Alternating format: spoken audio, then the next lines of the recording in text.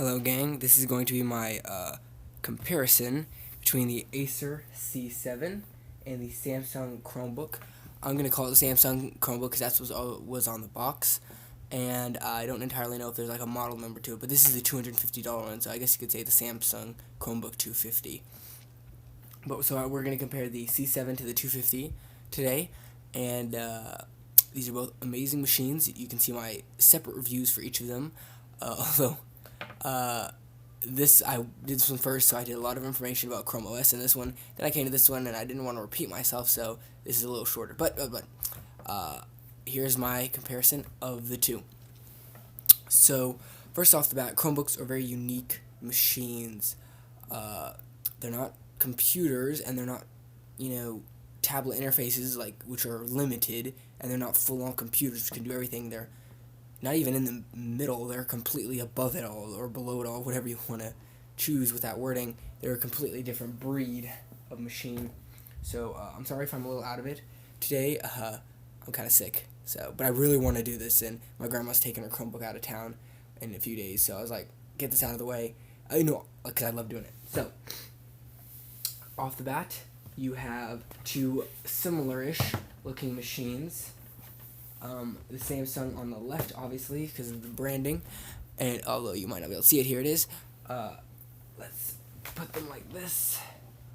And the Acer and the Samsung. The Acer is obviously heavier because, if you do not know, here are some of the differences. First off, the Acer has an HDD, which is a hard disk drive. The Samsung and almost every other, I would say actually every other Chromebook has an SSD, solid state drive. Hard disk drive needs a fan, and it's constantly running, so you can actually hear this a little bit. It's really silent. You can hear it going really humming quietly in the fan on the inside, cooling it down. This also makes it heavier and thicker. So this is the only Chromebook. It's cheaper. It's $200. So that they could put the hard disk since SSDs are more expensive. But enough about that. Well, actually, not enough.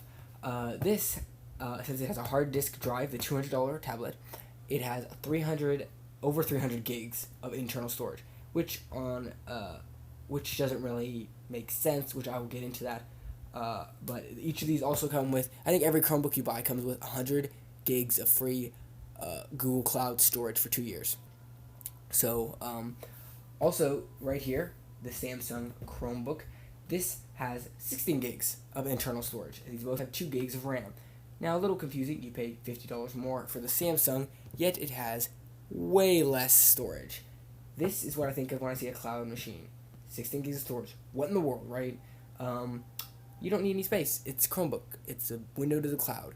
Unless you're going to be watching movies on it all the time and listening to a bunch of music offline. Both of these are offline. You're going to need a lot of space. But other than that, 16 gigs is way over the limit of what you would even need. You could live with one of these with 0. It's 1 gig, I would say, because the apps take up nothing and you're not really using it for offline. But I will also get in more into the offline in a little bit. Okay, interesting thing to note, the side of each of the Samsung, everything is mostly empty. On the front, you have this thin, beautiful, slim profile. Really thin, actually. I'd say it's a little bigger than my pointer finger, so that's amazing. The Acer on the other hand, is heavier because it has a hard disk drive. It has to be thicker for these vents for the fan to cool the hard disk drive, and here you have more ports that are on this, which is pretty cool. I'll get into that also in a few minutes. This is thicker, heavier, and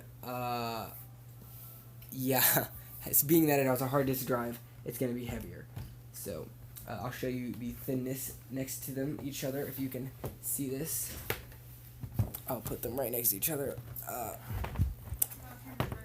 Right there, you can see that the Acer on the right is obviously thicker. Let's lay them on top of each other, and you can very much see. The battery takes up most of that in the back, but in the front you can also see it is still thicker than the Samsung Chromebook. Alrighty, on the Acer, let's look at some ports.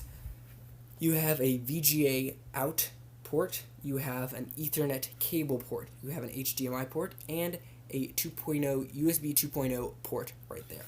On the front, you have two lights, one for battery and one for indicating that the device is on. It will flash randomly.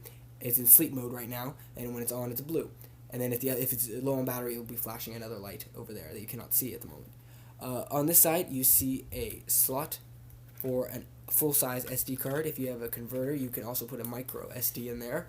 That is good for viewing pictures. I'll get into that also later. I say that a lot, but I do get into it.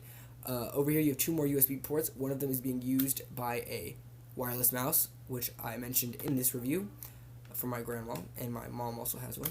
And then over here, you have a headphone and microphone jack, one jack for both. Then you have the power cable, and you have the security thing.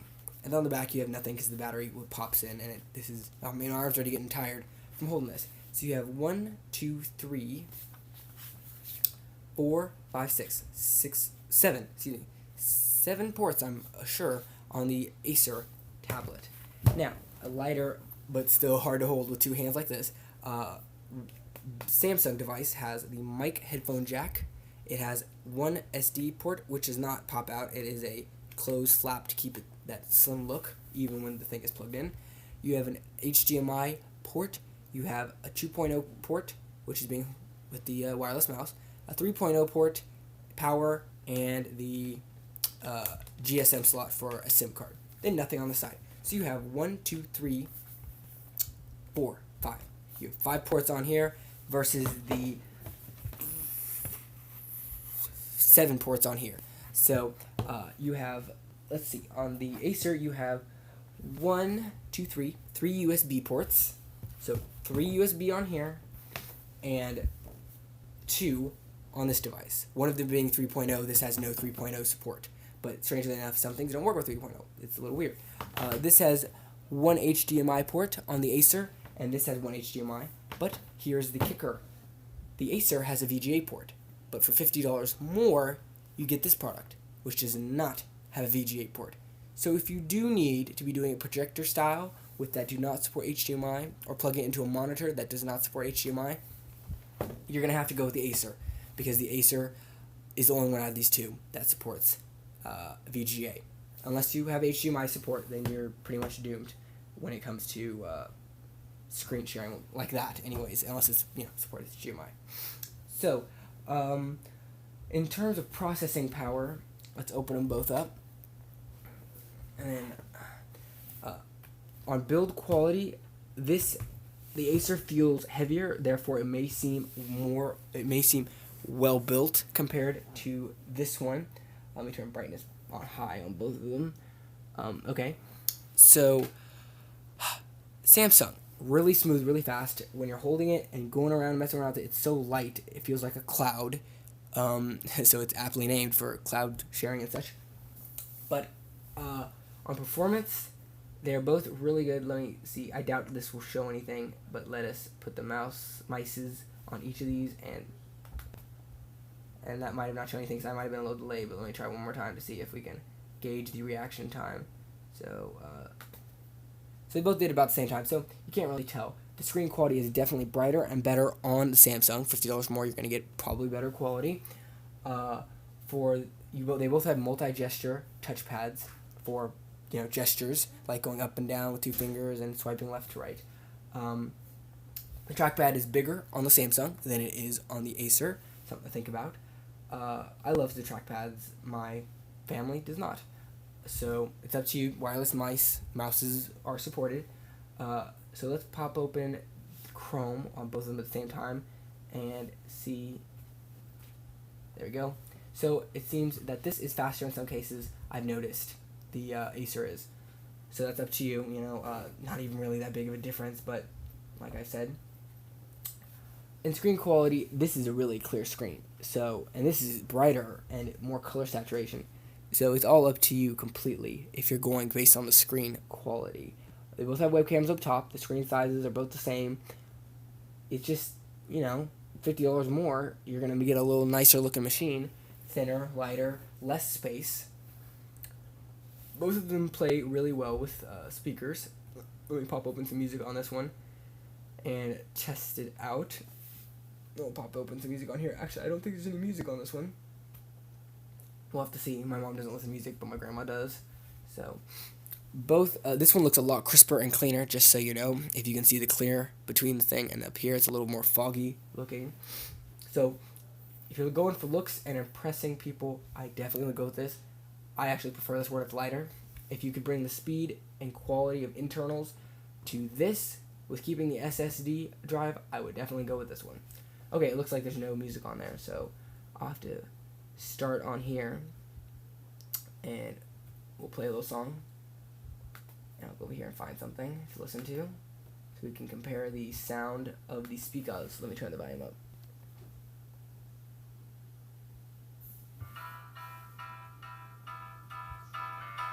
So, decent volume. I mean, you're not really expecting awful too much, but these speakers are actually better than my Surface tablet, which is $1,000, so speakers are not going with price, just so you know there. And let's see on this one. Hummingbird by Woko. Best band ever.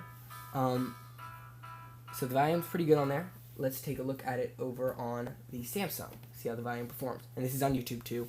So, you know, up to you. Yeah, YouTube works fine on both. So let's turn this up all the way to the loudest it can be. Let's hope it doesn't blow your ears off, or mine, since I have more risk than that than you do. Okay.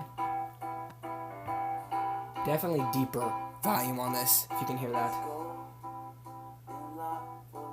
Seems a little muffled. Let me see why. Okay. Speakers are both right there.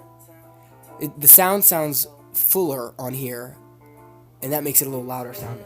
But I think so. They are covered, and they may be muffled. And then over here, the speakers are also on the bottom, both right there and right there. So this one's lifted up. It's got more space, loose. This one is pretty much flush with the table with little bitty things keeping it up. So that may be the problem with the Samsungs being muffled. Yeah, let me go and try to play both at the same time and see if we can tell any difference. It's just for my own benefit. It probably won't affect anything.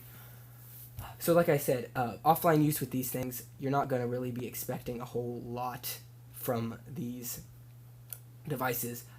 My grandmother, this is her right here, this is her first computer in general. She only had a Kindle Fire and a regular computer. This is her first laptop per se, and she really likes it. So there'll be a review of her opinion on this in a little bit. So let's get started. Okay, so you can tell on here, it's lighter sounding. And lower seeming. Oh, it's not all the way. Oops. What did you do?